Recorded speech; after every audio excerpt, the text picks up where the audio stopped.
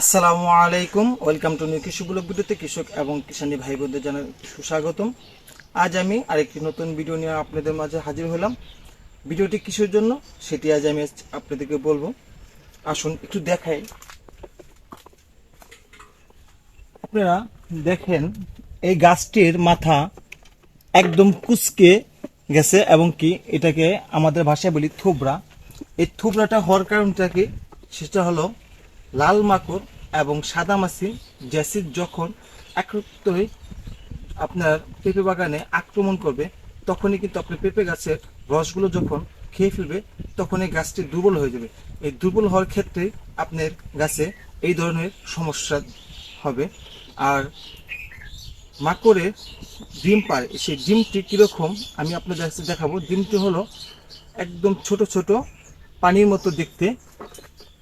দেখুন, এখান দিয়ে কিন্তু আপনি হয়তো বা দেখতে পাচ্ছেন কিনা জানি না, কিন্তু এখানে একদম কালো কালো যেটি এইটি মারা গেছে এবং যে সাদা সাদা আছে সেটি এখনো ডিমগুলো জীবিত আছে।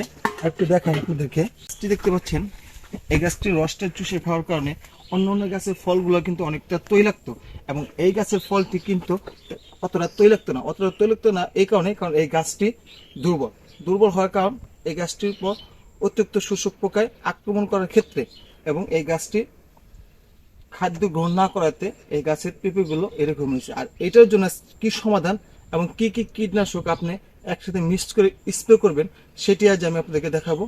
আপনারা আমাদের সঙ্গে থাকুন।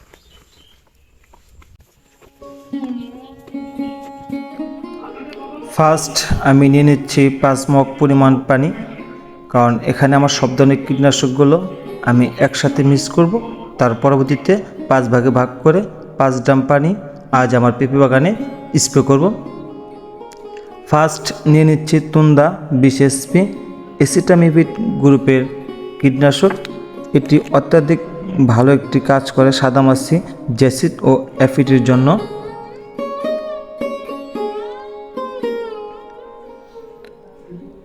পরবর্তী আমি নিয়েছি সানমেকটিন 1.8 EC অ্যাবামেকটিন গ্রুপের। এটি স্থায়ীভাবে অনুপ্রবেশ গুণসম্পন্ন একটি কার্যকর স্পর্শক ও পাকস্থলী ক্রিয়া সম্পন্ন মাকড়নাশক ও কীটনাশক। পরবর্তী আমি নিয়ে নিচ্ছি ইমিটাফ 20 SL ইমিডাক্লোপিড গ্রুপের। এটি অত্যাধিক ভালো কাজ করে জাপ পোকা, জ্যাসিড ও পামরি পোকার জন্য।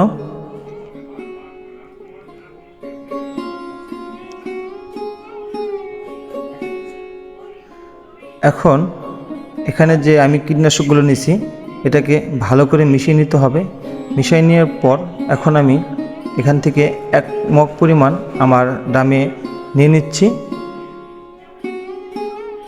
পরবর্তীতে আমি এখন 20 লিটার পানি নিয়ে নিব। 20 লিটার পানি নেওয়ার পর আমার গাছের মাথাগুলো আমি ভালো মতন ভিজে স্প্রে করব।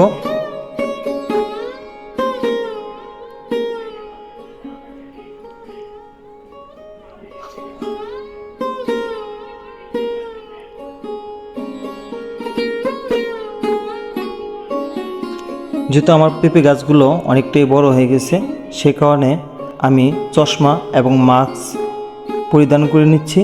আপনারা যারা কীটনাশক স্প্রে করবেন তারাও আমার মতন মাস্ক এবং চশমা অবশ্যই পরিধান করিবেন।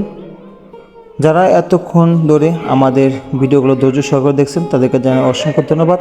আর যারা এখনও খান সাহেবের কৃষিঘর ইউটিউব চ্যানেলটি সাবস্ক্রাইব করে না রাখছেন তারা অবশ্যই সাবস্ক্রাইব করে রাখবেন, এবং যারা খান সাহেবের কৃষিঘর ফেসবুক পেজটি এখনও ফলো দিয়ে না রাখছেন তারা অবশ্যই ফলো দিয়ে রাখবেন,